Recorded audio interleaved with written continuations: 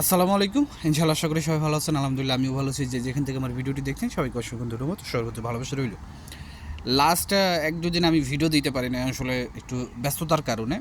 তো আজকে সেই জন্য অনেকগুলি ইনফরমেশনমূলক মানে আপডেট আপনাদেরকে আমি এই ভিডিওতে দিতে পারবো, যেটা আপনাদের জন্য খুব ভালো হবে। আমি সবসময় যে বিষয়টা করি যে আমার কাছে যদি কোনো ধরনের ইনফরমেশন না থাকে বা আমার কাছে যদি মনে হয় যে না আমার ভিডিওতে আজকে এমন কিছু বলার নাই যেটা তাদের উপকার হবে, তাহলে আমি ভিডিও সহজেই বানাই না। তো আপনাদের রিকোয়েস্ট করবো ভিডিওটা পুরোটা দেখার চেষ্টা করবেন ইনশাল্লাহ।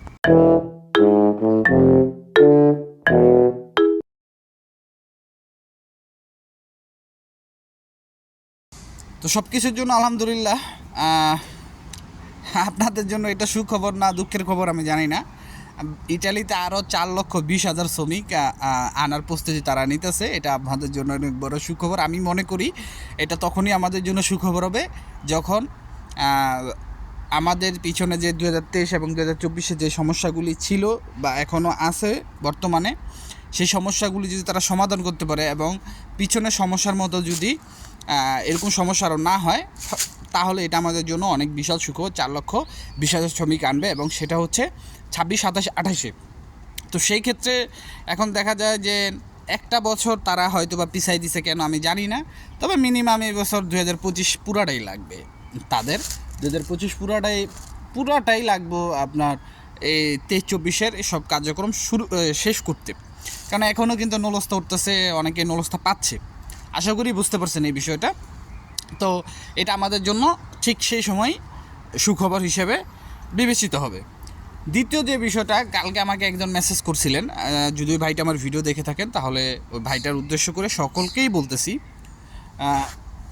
যে আমাকে একটা ক্লিয়ারেন্সের কথা বলছিলেন, আপনার ভিএফএস গ্লোবালে জমা দেওয়ার কথা বলছিলেন যে ভাই আমার একটা ক্লিয়ারেন্স পাঠান, সেটা আমি আমার মালিকরে দিলে আমার মালিকে ক্লিয়ারেন্স তুলে দিব। তা আপনার মালিক কি বোধাই? আমি জিজ্ঞেস করি যিনি এই কথাটা আমাকে বলছেন বা যারা এগুলা চিন্তা ভাবনা করেন, একটা ক্লিয়ারেন্সের যদি একটা ক্লিয়ারেন্স যদি হাতে পাইতাম তাহলে মালিককে পাঠাইতাম, দেখ এটা যদি দিই তাহলে আমাকে জমা দিতে দিব। আপনার মালিক কি বোধাই? অবশ্যই সে বোধাই না।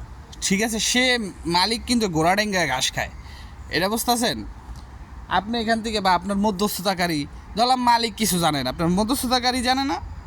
আর ক্লিয়ারেন্স, আমি একটা কথা বলি, আপনার ইটালির এই থানার সাথে ওই থানার কাগজের কোনো মিল নাই কেন, বুঝতে পারছেন? এটা মিলবো না। সো ক্লিয়ারেন্স কি? আপনার মালিক পেরপুত্তরায় যাবে যে দেখ আমার মালিক আমার শ্রমিকটা জমা দিতে পারতেছে না, ঠিক আছে আমারে তোরা জমা দেওয়ার একটা ব্যবস্থা করে দেয়, তখন পেরপুত্তরা থেকে একটা ক্লিয়ারেন্স দিয়ে দিব মালিকরে। যদি পেরপুত্তরা দেয়, এটা যেন পেরপুত্তরা দিয়ে দিব আপনার মালিকরে, এমন কোনো সিউরিটি নাই কেন। কিছু কিছু ক্ষেত্রে পেরপুত্তরা দেয়, কিছু কিছু ক্ষেত্রে নাও দিতে পারে। তবে এরকম হইলে তো সব মালিকই জমা দিয়ে দিত। তবে কিছু কিছু মালিক পারে, এটা ইটালিতে আছে। ইটালিতে যে মনে করেন যে এরকম হয় না, এটা হচ্ছে ভুল। এটা যদি আমি বলি তাহলে ভুল হবে, হয় কিন্তু এটা কিছু কিছু মালিক পারে। তাই বলে আপনি যদি মালিকরে পাঠান তো আপনি এটা হবে না।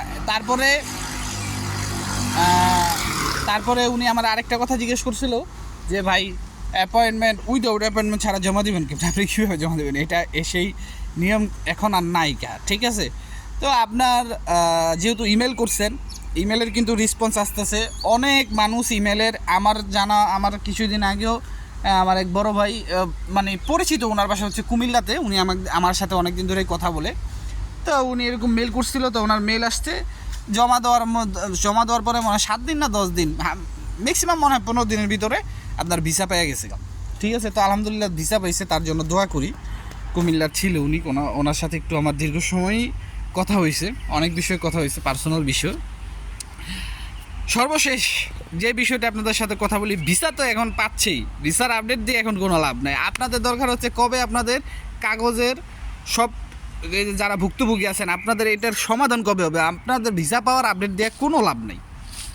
অন্যজনে ভিসা পাইছে, আপনি তো পাইবেন না, তাই না? তার কাগজ ঠিক আছে, সে পেয়ে গেছে, সে অ্যাপয়েন্টমেন্ট পাইছে, সে ভিসা পেয়ে গেছে, না আপনি তো আর পাইবেন না, তাই না? তো ওই কথা কইয়া তো আর লাভ নেই কা। তো এই জন্য আমি যেই কাজগুলি হইলে বা যে কাজগুলি করলে আপনি পাইতে পারেন বা আপনার একটা নিষ্পত্তি হইব, সেই বিষয়গুলি নিয়ে আমি কথা বলতে চাই। সর্বশেষ যে বিষয়টা সেটা হচ্ছে আন্দোলন বা 26 তারিখের কর্মসূচি। এখন একদল কিছু লোক, আর এর মধ্যে আমি আপনাদের আরেকটা জিনিস দেখাই, যে আমি একটা ছবি দেখাইতেছি, এই লোকটা যদি আপনাদের কোনো ধরনের হেল্প করতে চায় তার থেকে কোনো ধরনের হেল্প নেবেন না। প্রত্যেকটা গ্রুপে আমি দেখতেছি যে এই লোকটা একটা দালাল, ঠিক আছে? তো এই লোকটার থেকে কোনো ধরনের হেল্প নেবেন না, এই লোকটাকে বয়কট করেন, ঠিক আছে? তারপরে আমি আপনার 26 তারিখের যে কথাটা বলতে চাই, এখন আমি আপনার বিভিন্ন গ্রুপে দেখতেছি যে আপনার এই মানে অনেকে বলতেছে যে 26 তারিখের যে কর্মসূচিটা এটা তারা আপনার বয়কট করলো, আবার অনেকে বলতেছে আপনার 26 তারিখে যেটা আপনার কর্মসূচি যে বা আন্দোলন সেটা তারা করবে। তো আমি অ্যাপ্রিসিয়েট, আপনারা করেন, আপনারা আপনাদের যা মন চাই করেন, কিন্তু এম্বাসির ক্ষেত্রেও আমি বলি, ভিএফএস গ্লোবালের ক্ষেত্রেও আমি বলি যে বেশি বাড়লে কিন্তু কইমা যেতে হয়, এবং সেইটা আমি সবাইকেই বলতে চাই যে অতিরিক্ত কোনো কিছু ভালো না, ঠিক আছে? এখন আমি সর্বোচ্চ পার্সোনালি আপনাদের বলতে পারি, সর্বোচ্চ পরিমাণে এম্বাসিতে কাজ চলছে, সর্বোচ্চ পরিমাণে ভিএফএস গ্লোবালে কাজ চলছে। তো সেই ক্ষেত্রে আমাদের এখন কিছু করা ঠিক হবে কি না এটা আপনাদের উপরে ডিপেন্ড করে। সো এটা আপনারা খুব ভালো জানেন, আমি এখানে আপনাদের কোনো মতামত দিব না, আর আপনাদের থেকে কোনো মতামত নিবও না। আশা করি বুঝতে পারছেন। তো আজকের মতো এখানে, ভালো থাকবেন, দোয়া করবেন, আমার কোনো ভুল ত্রুটি থাকলে আমাকে আল্লাহর রাস্তায় মাফ করে দেবেন। আসসালামু আলাইকুম, আল্লাহ হাফেজ।